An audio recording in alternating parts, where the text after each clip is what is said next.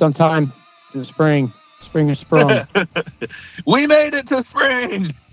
Holy shit, we've been busy, dude. It's good to see you, dickhat. I know. The Schwanz hat syndrome currently is very real, and I'm taking it with love. It's been so hard to tie us down, man. It's just getting us both an opportunity to being busy is a good problem to have, though.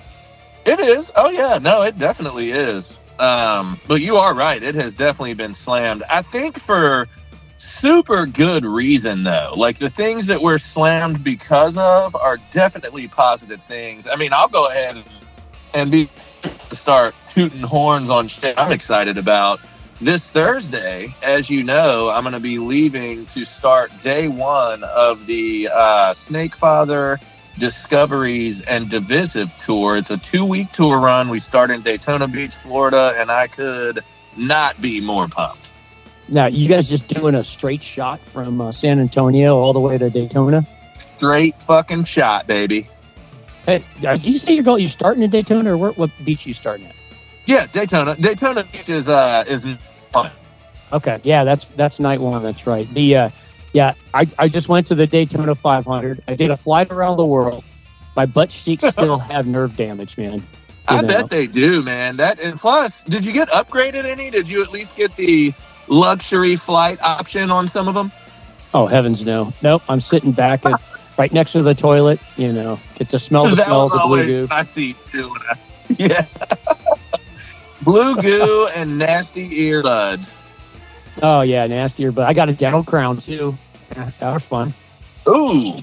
Yeah. Did you get the dental crown stateside or in another country? Oh, no, stateside, yeah. They actually did it all at once. Like, they literally, ground down my tooth and then took some pictures and then actually made it right there in their ceramics shop. Wow. Same visit and everything? Same visit. I was there for 3.5 hours. Had to pee 3 times. But yeah, it's made out of cubic zirconia. Super hard. Cubic zirconia, I think, is that shit that they make fake diamonds out of, right? Yeah, absolutely. Yeah. So basically, my mouth is now bedazzled like a pair of jeans. Nice. Colonel Burroughs has a bedazzled mouth. That is epic. Yeah. So, but I'll tell you what, spending a week inside of turn 3 of the Daytona 500 at the Speedway there what a great week. I bet it was both loud and fucking amazing. Oh, yeah.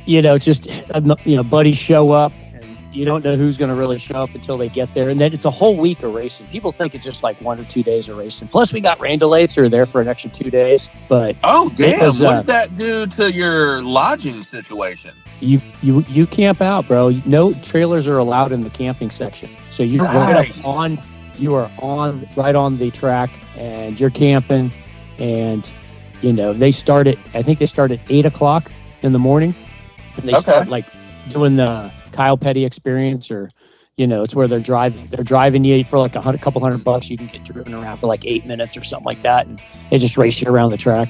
That is pretty cool. So if it like in your case where it got extended, you didn't get charged extra to stay there and camp for 2 days. They just let everybody hang.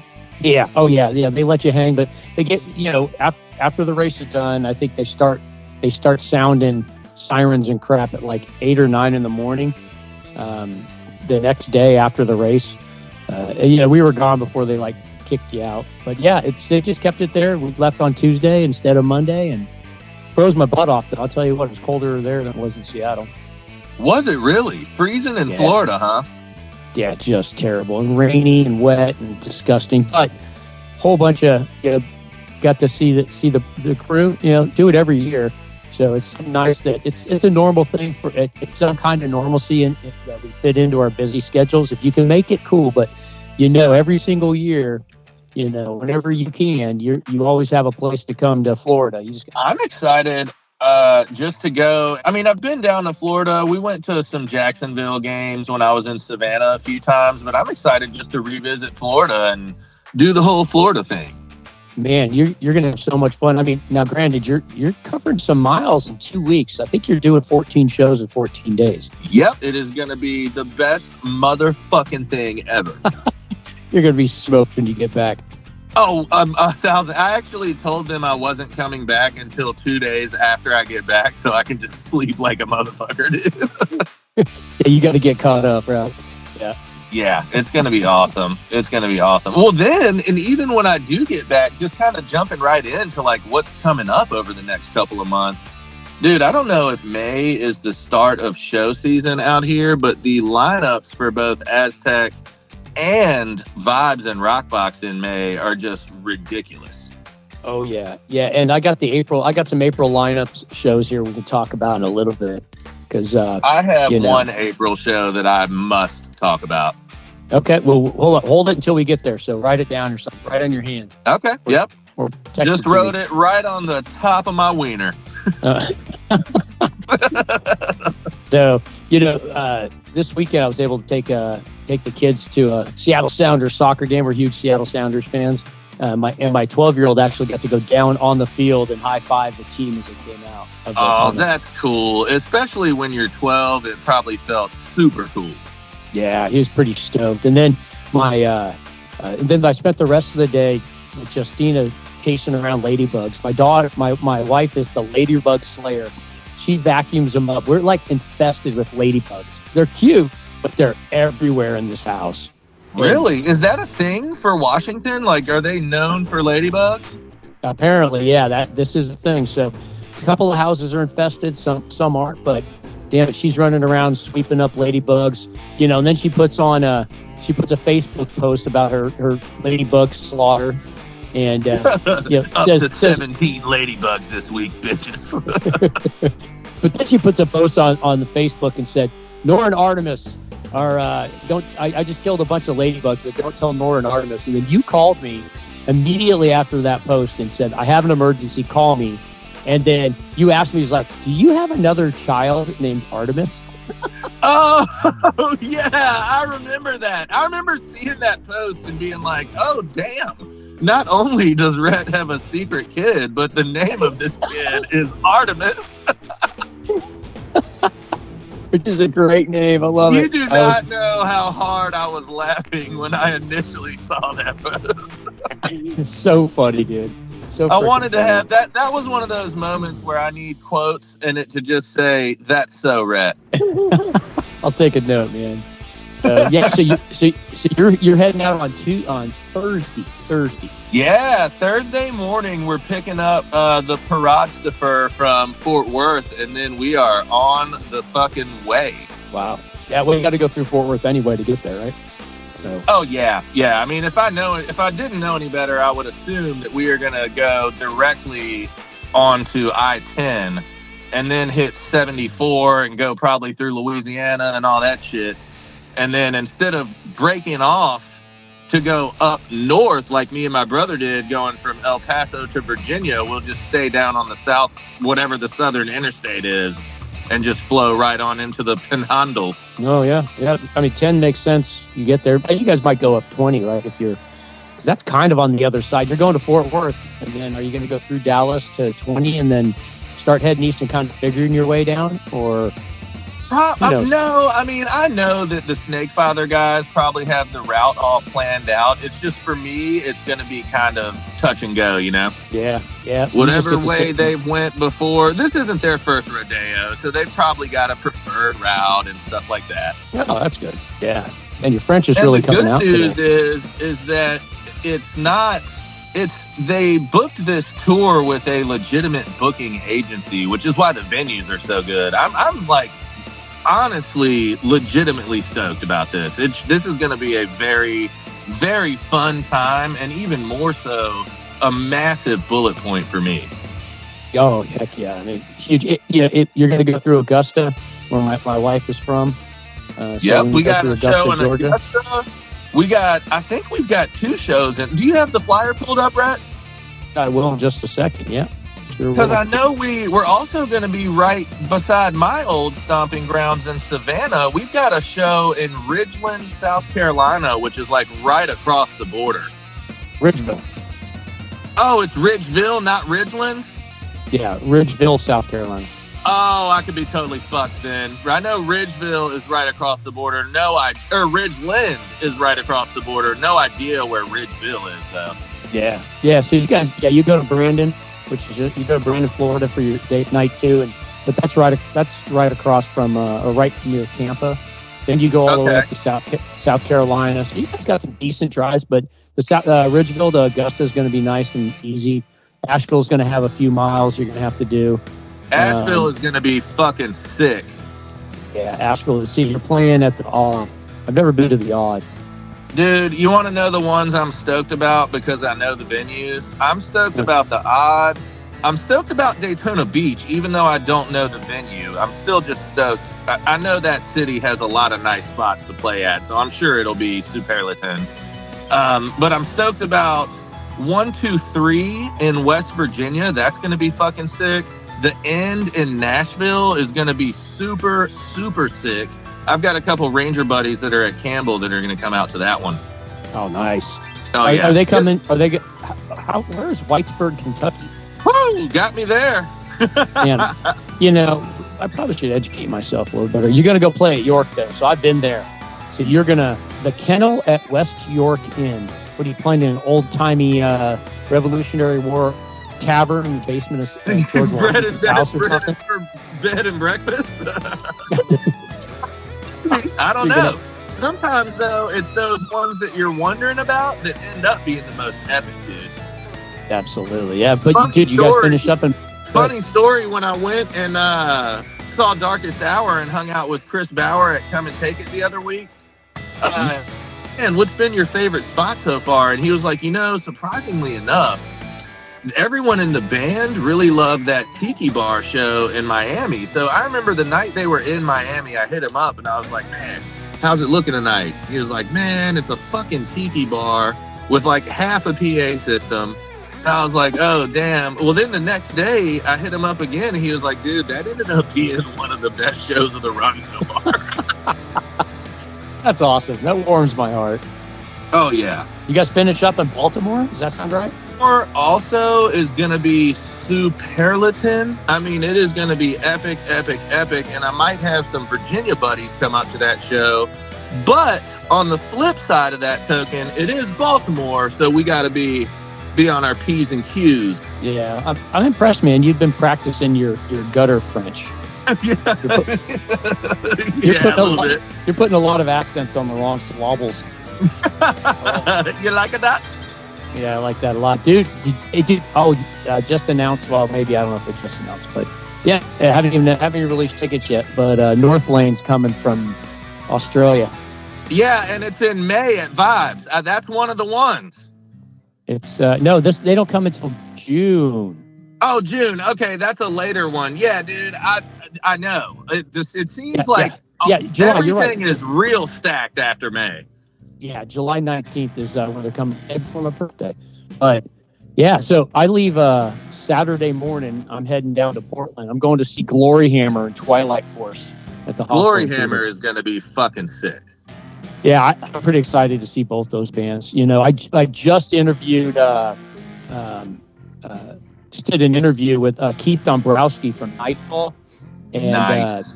I'm really excited about getting that released out. What a great! I love that epic melodic metal. Just beautiful. It's definitely my genre. It's my right. And yeah, so I look out for that interview. That's going to be a great interview. We had a good time talking through it. We know a lot. I mean, our bands are spot on. I didn't even know who his influences were. I threw mine what I thought they were on by song for the upcoming albums getting released on the 29th. 22nd, yep. It comes out on Bandcamp, so you can get it on at Bandcamp on the 22nd. But the actual album CD actually publishes on 29 June. And I was pretty close on most of them. Like, a couple of them I was spot on. Like, he's a huge Battle Beast fan. Amaranth, nice. Nightwish, and all those bands that I more than love because I'm just filling up our military grade metal shred sequence playlist with it. Right. Oh yeah. Yeah. So I thrown a couple more on there, but yeah. So I'm excited to go down there. I've never been to the Hawthorne Theater down in Portland, so let's see if I'm allowed to crowd surf or not. Yeah, I was gonna say, let's see how different the rules are than any of the other Portland venues. I'm genuinely intrigued to see how that goes. Yeah, Yeah, it'll be cool. Trust me, you will get all the texts because you will be because you're 3 hours ahead, so you'll be getting all my texts for my show. You should be close to being done with your show. Nah, that might actually work out perfect. There's a couple of shows too that are coming up locally here that are super, super sick. And one of them in particular, I will be on the road for, and I'm a little bit asshole hurt about it. Yeah, it's at April 4th, I'm pretty sure, Necrogoblicon and Flesh Hoarder are playing the Aztec. And if that wasn't enough, the openers are Life Cycles that play at Vibes all the fucking time. And Cerebral Desecration that also play on the local level around the city everywhere. So I was really, when I saw the flyer, I remember thinking, oh, I am definitely going to request this show. And then I saw the date and I was like, shit. Nope. Yep. It crossed my mind to skip that day on the tour and come back here just for that show, but we all know that's retarded. Yeah, that's definitely not one of your brighter moments. Hey, on 6th April here in Seattle, El Corazon, Upon a Burning Body. And the Browning and Victims? Yeah, so it's Victims and Hollow Front. So I'm not sure if Hollow Front's kind of a more regional opener. Is the Browning not on that show? I did not see him on that show. Not in that bill. Interesting, because I know the Upon a Burning Body tour starts at a very similar time to the one that we're going on, and I thought it was them, the Browning and Victims. Maybe they're just not on that day. I don't know. Yeah, maybe they're cutting down or something. They have to go to work or something like that, so they could make that show. But on the 13th, also at El Corazon, on Saturday 13th, I got Higher, Troll Fest, Ether Realm. Those guys kick ass. I saw them. Funny story. The front of house engineer for Ether Realm is with them in Europe right now, and his name is Yaska. He worked at the Rockbox and the Aztec, and he just moved to Vegas, but it's not like he's enjoyed any of his time there. He's been on tour ever since he moved, and he's the Necrogoblicon front of house guy. Oh wow, he's busy, man. He just goes from show to show.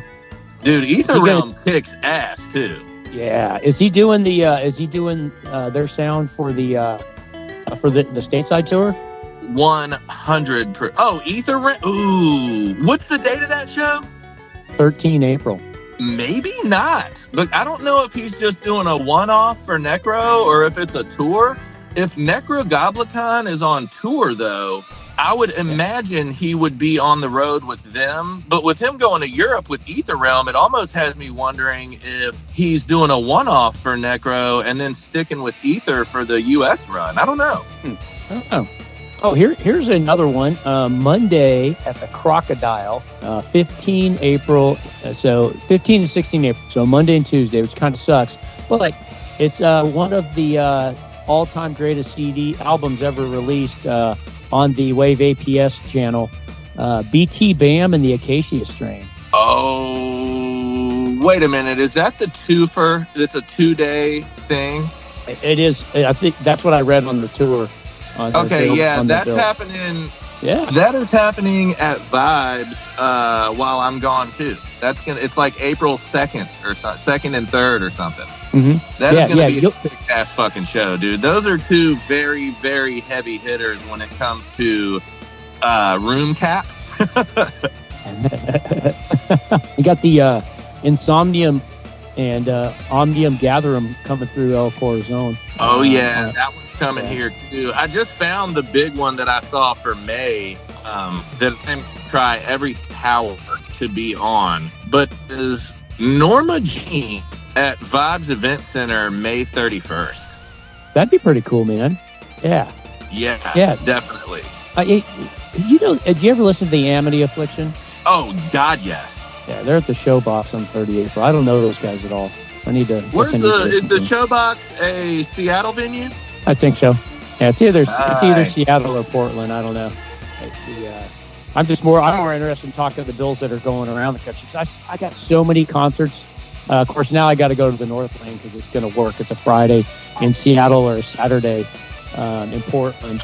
I'm also going to go see Amon Amarth in August. I'm going to see them with Cannibal Obituary Corpse and Obituary. Yeah, dude. and Frozen effing Soul, dude. Frozen Soul, which I'm runs down for. Yeah, dude. Frozen Soul is kicking ass lately. And I tell you, I've seen Cannibal Corpse probably 12 times. Obituary close to about the same, because usually touring together. And then Amon Amarth, I've seen him 3 times. And Frozen Soul, I'm super excited about because I've never seen them live. It's going to be so awesome. Nice. I will tell you that you will not be disappointed, dude. I snuck up. I was running a show in Underground. And I think we touched a little bit on this on the last pod, but they were up in the Rock Box, and I had to just see. My show was running super smooth.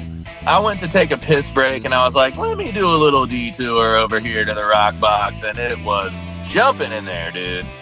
That's awesome. That's awesome. It was a super sick show. All right, you got any other bands you want to shows you want to talk about for at least April? Next podcast we'll hit May. Yeah, I don't. The only one that I really wanted to talk to. The next podcast we're going to be talking forever about shows because I'm telling you, May is fucking stacked. But as far as my April shows go, that Flesh Hoarder Necrogoblicon show is really my main highlight for the month of April, and it's crazy because it's a highlight that I am going to miss. It's just, I know the show is going to be awesome, but it would be super cool to be here for it. Well, coming from one of the commoners, the consumer, I don't really give a shit, dude. I have no sympathy for you. F you. You get to go to all these kick-ass shows and do light and sound and whenever you don't do the sound, you're Chris Bauer Sherpa, in training. Well, the beauty of that is that there will be no lights being run by this guy on any of those dates. Thank God. But yes, it is definitely going to be epic for sure. There is one more, since I'm kind of lacking on the April shows news.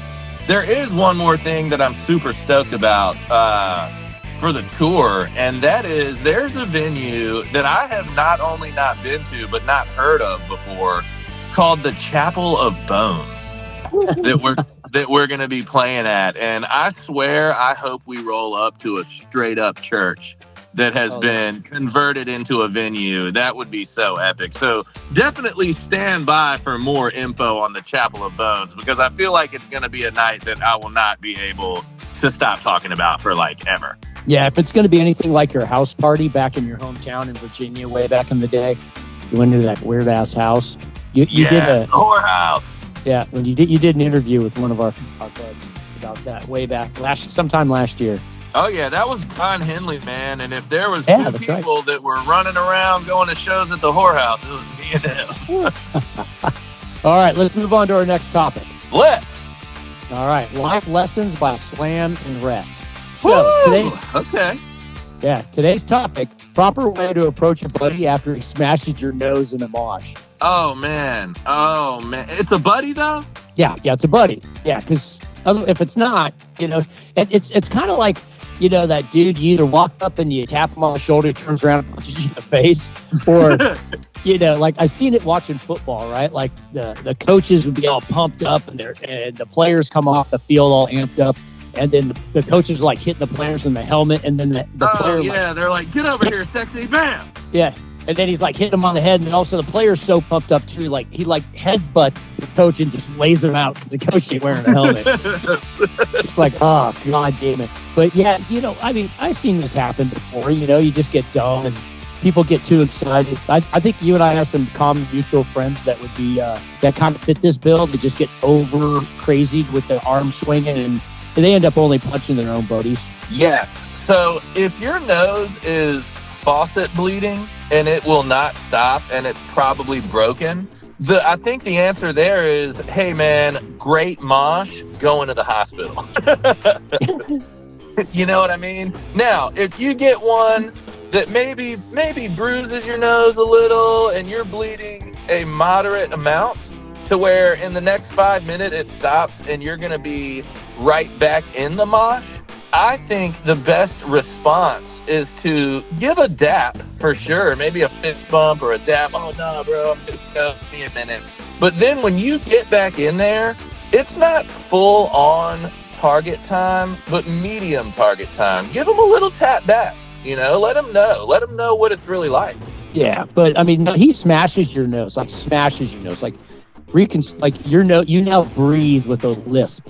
That's a good one. Yeah, I think. Oh, in that case, then, if that's the situation, once you're medically taken care of, I think you owe him a big old bro hug. Yeah, I guess so. Just that's good though. I'm glad you take it in doses. That's what the mosh pit's all about.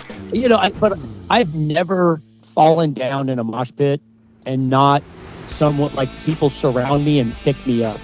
Oh yeah, that's a real big thing. And the reason I asked if it was your buddy is because the first show that I ever went to in Lynchburg was at this place called The Cleaners, and I went with my guitarist, Alex Sager. Alex, I love you, man, but I am going to use this situation as an example here. We were at that show for all of 30 or 40 minutes before Alex caught a flying willy to the nose and legitimately broke his nose by someone that we did not know. And we immediately had to get out of that. I don't even think there was time for any interactions. His nose was straight broke. Like it was hanging off of his face, and we had to get out of there. But if it's a buddy and it really does happen in the fun of the mosh, I think we're right back at Parkway Drive, Memphis, Mayfire, where when you go to a metal concert, you need to know what you're signing up for. You know what I mean? Yeah. But this is kind of like that guy that swolled up to you, impressed this girl because you stood in front of him and you were too tall. That's what I mean. That's what I'm saying. When you go to a concert, there's some things that it's not like all rules go out the window by any means, but there is etiquette that you need to be aware of. And if getting your nose broken is something that you definitely don't want to happen, then maybe you should be in the very front or the very back. Yeah, well, that kid's lucky you didn't smash his nose pounding into the ground. Yeah, that was a tough 5 minutes for me. You're a big old cuddly teddy bear. Yeah. That's awesome. All right. Okay. Let's move on to show life. Well, show life we already did. You did Snake Father. You talked about the tour in the introduction, right? So I honestly think I'll have way better insight on show life after the tour. Maybe we could do a tour life. I like it. Yeah, I'm excited. Maybe break it down. Take some notes on your old notepad there. Just right as you're thinking through, as you're missing your family, you're missing me, you're missing the podcast on your tour. Yeah. Make sure you do, Deep Thoughts by Slam, and just come up and tell us some stories about each night. We'll just replay a couple of them. We'll go through a couple of them per episode here in the summertime. I think I know exactly what we need to do. I think what I'm going to do a nightly voice journal of the tour, and we can play some of them on the next episode. Oh, that'd be perfect. Yeah, especially if you cry. Like you start crying because you're lonely. Again, you're sad. You're missing us. I very well may. Oh shit. Okay. All right. Now, so since we already did show life, and I like the way we're going with this, I got some notes here. We're going to go to tour life. So yes, please keep a dream journal, an audio dream journal or video, and we will make sure that we air out all the good stuff on this podcast. Done. I'm excited too. I'm excited about that one. All right, now we're moving right along here. So here's the next segment. What would Slam do? Oh, I'm ready. I am ready. I'm so ready for this. All right, so this came from one of our listeners, Mitch Heisman, 8971. Yep. Mitch Heisman, 8971. Thank you very much, Mitch Heisman, 8971. You wake up in your neighbor's house butt naked. Find out already starting off perfect. And find out you have also given your family dog a potent edible. Yeah. You hear the garage door start to open. The dog is clearly high out of its mind as it paces in circles while puking its guts out. Oh God. Okay. There is no escape without confronting your neighbors. What would Slam do? Now, remember, you were not invited to your neighbor's house. You weren't watching the dog. You literally just wake up, go. you, Mitchell. I know Mitchell. He is one of my best friends from high school and was also the drummer in my band out of high school. So thank you, because this one is a fucking brain melt. All right, you're breaking up again. Breaking up again. Uh-oh. Am I back? Yeah, what are you doing? Every time you break up, what do you do? Just like eat the phone or No, my phone is sitting on my dash in my car. Okay. No idea. Maybe they're watching more porn in the house or something. I don't know. Yeah, that's exactly it. Yeah, your three boys are in there sneaking your porno tapes. They're like, oh, boobies. All right, so you can hear me okay now, though, Rhett? Yes. All right, so I'm going to start with I know Mitch. Mitch is one of my best friends and was the drummer in my high school band. And this is honestly, as outlandish as it sounds, this is kind of the perfect scenario for him to pitch, because I used to find myself in all sorts of crazy situations and be able to somehow get out of them with little to no repercussion. Did you get all that without a breakup? Yep. Sounded good. Good. Okay. So with that being said, this one is extremely tough because I've grown up. I'm not as witty as I used to be. I like to think that I still have a good amount of tactical, funny wit about me, but this is a real bitch of a scenario. First of all, I'm naked. Yep. You know what I mean? And I've been in a similar situation in the barracks before where I woke up completely naked, not in my room. Thank God everyone else was on leave and no one else was like, Mark, what the fuck are you doing in here? Yeah. It's happened to all of us. Every soldier. Yeah, we've all got that naked mishap. So I'm naked. The neighbors come home, it says, right? And I've given their dog an edible and it's just going nuts. Yeah. So you give the dog the very potent edible, and you hear the garage door open up, and you know, I mean, you have no context, no concept, but that dog is high as hell, out of its mind, just doing circles and puking its guts out, man. Okay, so as much as I want to remain honorable here, I think I'm going to opt to go with the truth, because the truth is, when confronted by these neighbors, I am probably going to make up the craziest shit that makes the most sense in my head at the time, and then get out of there as quickly as I possibly fucking can, and then leave my house that I can't be confronted by them again. You know what I mean? So because you're gonna move? That's an option. That is a viable option. I think Mitch has really outdone himself here, because that is one of those situations where, is there really even a way out? You know what I mean? Yeah, I don't know, man. I can see you though, looking at the dog, looking at the door, waiting for the garage door to open, looking back at the dog, looking at the door, looking back at the dog, looking at the door, looking back at the dog, start chuckling and laughing because you forgot why you were there. And then while you were talking, I think it hit me what I would really do. So I hear the garage door open, but I haven't been confronted yet. One, I'm going to take whatever men's clothing is available in the house and quickly put it on.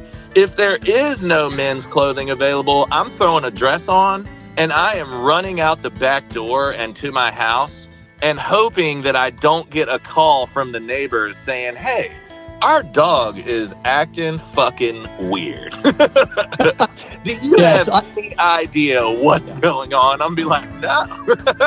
Yeah, I can see the neighbors, like, you know, as soon as they open the door, they look at the dog, they look up, and the back door just swinging open, and your white butt cheeks flailing. Yeah, and your white butt cheeks are like floating in the dark, and then it just disappears over the fence. Just make sure you don't go over your fence line, run to another fence line, or you have to play it off like, oh yeah, some dude just ran through our backyard wearing a dress. Oh my God, maybe that's what I do. I find whatever clothes I can find, hightail it to my house, and then immediately call the neighbors and be like, hey, just trying to call to see, did you guys see someone naked running through your fucking backyard? Some dude just ran through my backyard butt naked. Yeah. Go for it. I like it, man. All right, that's what Slam I is. think that's the answer. So final answer, 100% for sure. I'm gonna steal some type of clothes. I'm gonna get some type of clothes on my naked body. The dog is. We need to be very clear here. The dog is factored out at this point. That dog is gonna ride the highway to hell and never forget it, probably. But I am getting some clothes on, getting the hell out of there. Yeah, no, you don't. I don't think you're gonna. I think you're gonna not have the choice to. You're not gonna have time. You're gonna just hightail it out. To worry about the dog or for clothes? Oh, for clothes. Ooh, you might be right. So maybe the clothes isn't the permanent, but maybe the 100% for sure is I'm gonna hightail it out of an alternate exit that isn't the garage. Yeah, and I can totally see you like slipping in dog puke and just hitting the back of your head, and you wake up and you got neighbors staring over you with that very disappointed in you look. Or then, like, I throw some clothes on at my house and forget that there's dog dingleberries hanging out of my hair, and I decide to go over to the neighbors to try to play it off, and they're like, Mark, why is there peanut buttery dog shit in your hair? Yeah, sorry. Yeah, I gotta say, Mitch, I don't think I'm making it out of this one like I used to back in the day, man. This one is fucking tough. Yeah, this is a good one, Mitch, man. I appreciate it. Hey, if you got another one, send it my way, send it our way. And anybody out there, you got any good ideas of what would Slam do? You know, we would hear the machinations of a madman in Slam. No doubt. And I think I am going to finalize this, like, whether it works or not. I think the most rational thing that I would really do in this, I think you're right. I don't know that I would have time for the clothes, but I am going to run out of there. And then, because I know myself and I'm going to be wondering, like, oh, do they know? I'm definitely going to call them with some sort of bullshit to try to, like, get them off my radar. You know what I mean? To test the water. Once that happens, it's all just riding the wave, baby. Yeah. Stick to your lie. There you go. Bada boom. What would Slam do? Number 17. Done. Boom. Done. In the books. It's official. It goes into the annals of history. What's hilarious is when we get 10 years into this and decide to come up with a game show, and we make that one of the events. Oh, yeah. Definitely. I like that. Yeah. And I'm more worried about in 10 years when our kids listen to this and be like, all right, Dad, just a dork. Yeah, we're going to be trying to teach them valuable life lessons, and we're going to be tired of their shenanigans. And they're going to be like, whatever, Dad, fuck you, look at your shenanigans. Yeah, look what you did as a kid. Like, yeah, we're saying about me. I was an adult, thank you. Yeah, they were kind of adulting. So, all right, so let's move on. So I'm going to talk through the addition to the shred sequence, and then you got a Meaty Klackers nomination. So, perfect. So we've added a bunch of songs to the shred sequence, but I'll highlight a couple of them here every episode just to get you guys kind of going. But Crown of Horns by Judas Priest. They just released. Yeah. They just released a new album.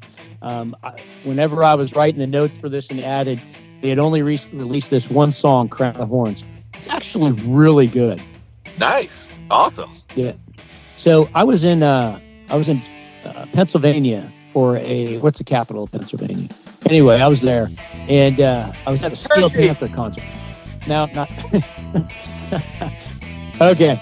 And I was in line waiting in a Steel Panther concert, and I start getting into this like deep philosophical conversation with this kid who would not look me in the eye, and he was pretty mad because he's just that kind of awkward, socially awkward person.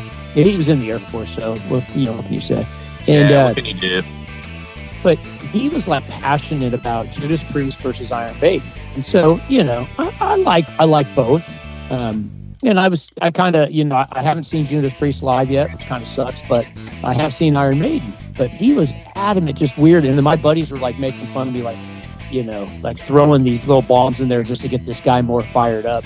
And then of course he found me later on that night in the middle of the mosh pit. Like, you should have picked Judas Priest, mother trucker. And then went nuts. And then the other song I found, Through the Flames by War of Ages. So this came out about 2008. It's on our playlist. They're melodic hardcore, Christian metal. Whoa. Yeah, I saw them with Demon Hunter, also a Christian metal band. I think they were opening up for probably another Christian metal band, but God, it had to have been like, it was like Lacuna Coil or something like that. Hold on. Looks like editing time here for old Slam. Because we lost him. Yeah. All right. So we did that. We're doing this.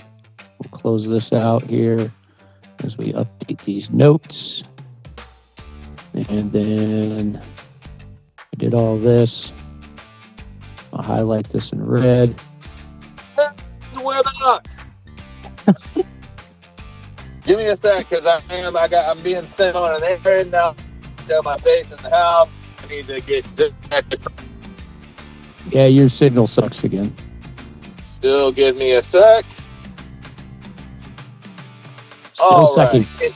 Can you hear me now? I can. Yay! Yeah, so effing artists, man. You guys, jeez, let your battery run out during a podcast. Well, if it wasn't for the hustle from 5 a.m. on, I would have a lot more battery. But you are correct. It is always, just feels like a constant time struggle. Yeah, dude, 12-hour shift today, huh? Long day. Yeah, they switched it over to that. A lot of the other guys really like doing the 3 days off thing. So, I mean, I don't mind it. You know what I mean? In days where it's slow there, I can work on mixes and stuff. It is definitely a long day. All right. So, so before Mark Slam there decided to let his battery run out of his phone during recording. Hey, I was talking about Through the Flames by the band called War of Ages. This was back in 2008. I saw them in Spokane at the Knitting Factory. What a great name for a what an iconic venue. Yeah. Oh yeah. In fact, I think they're that's North Lane's third day on the tour. Seattle's the first day for North Lane. They got nice. Invent, Animate, Thornhill, Windwalker. But this ain't Wind Waker. But this ain't about them. This is about War of Ages.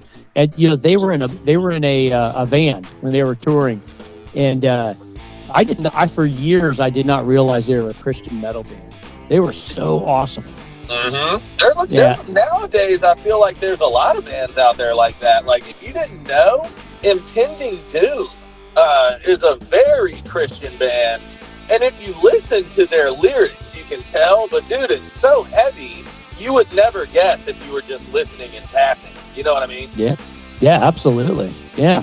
So, anyway, those are the two new songs added to the Shred sequence. Everybody go check it out. I think you guys will get a good mix of Slam and Rhett's different types of styles of metal, because there's only one type of music that's metal, and then there's like 92 genres within metal. Yep, so, but they're all metal, and they're all fucking awesome. And that's all that matters, my friend. Hey, so let's go. I love how you rounded that off with another all statement. That was epic. Virtual pound. Thanks. Boop. Yeah. All right, man. Moving right on into Meaty Klackers, and we'll finish this episode off today. To all the listeners, to all of our tens of listeners out there, we definitely apologize for the rushness. I think with hearing everything you're going to have heard in this episode, I hope that you understand why. We have a lot going on. It's an extremely exciting time, but we definitely wanted to make our time to give updates on what we're doing, as well as just shoot the shit about some good old-fashioned metal. So to round it off with Meaty Klackers, I actually have one a little bit out of the way, and there's some things that this individual has said to me lately that really, really make him worthy of the Meaty Klackers Award. Just stuff like, wanting to go back to their roots and doing the things that are fun instead of the things that pay. And I'm going to tell you, Rhett, if this was to come from anyone else, it might not be from the heart. But I think after our year last year, you will know that I sincerely mean this. If you're someone that's in the biz, right, and you start talking about wanting to do, still loving your job, but wanting to do things that are fun over things that make you the money, it is clear that your heart is really in it, and that you really do love what you do. Because there's a lot of, it's fun. It's a fun job, but there is a fair amount of bullshit out there. And you got to be able to either let it roll off or handle it. And most of the time, if the bullshit is coming from the artist side, which in this individual's case, I don't really know where it was coming from. But in my case, I know that if it's coming from the artist and you're the sound guy, you got to pretty much let it roll off. You're not going to make any sort of comments or anything that's going to change their fucking mind, and you just need to have some thick skin. But I want to nominate David Parada. He is a photographer from Dallas. He started out with like the local Dallas metal scene up there and working at the Halton Theater. He was Ultimatum's manager for a while. He's been out on the road with bands like Static X and Seven Dust, and he will be the photographer on this run that I've got coming up with Snakefather. And I'm excited about it for two reasons. One, he's a phenomenal photographer, and I'm really excited to see the pictures that he takes through the tour run. But number two, I've had a lot of personal conversations with David as of late, and I just know that his heart's in it, man. I know that he's doing what he loves. Like me and a lot of other guys out there, he's found a way to do it and make it financially work for him and his family. And I just think that anybody that really puts forth the nuts to make it work long term deserves this award, especially if you're close to me and have been as close and as cool as David Parada has been, not only to the local metal community, but to me personally. And for that, I would really like to nominate him on your yay, of course, for this month's Meaty Klackers Award. All right. Hey, I like that. Here, golf clap, David Parada. Clap, clap, clap, clap, clap, clap, clap, clap. Congratulations, David. You are the proud recipient of the coveted Meaty Klackers Award for military grade metal. Yeah, just let him hang from your from your knees mirror to the ground. I was going with the rear view mirror, but you know what? You go with the. That's good. That's good, yeah. Dude. Yeah. That probably worked a little better than mine. Well, all right. Hey, Slam, that completes another episode of military grade metal. It does. It was a pleasure as always, Colonel Burroughs. Okay, I want you to know that we will be missing you while you're out on tour. And Super Jelly, be safe out there. I know you're going to kick ass, and you're going to make these bands sound as awesome as they are, as they should be. And stay metal, my friend. Absolutely. To everyone else, including Rhett, just to reciprocate the metalness, you guys have a good fucking month. Stay metal, and we will see you next time.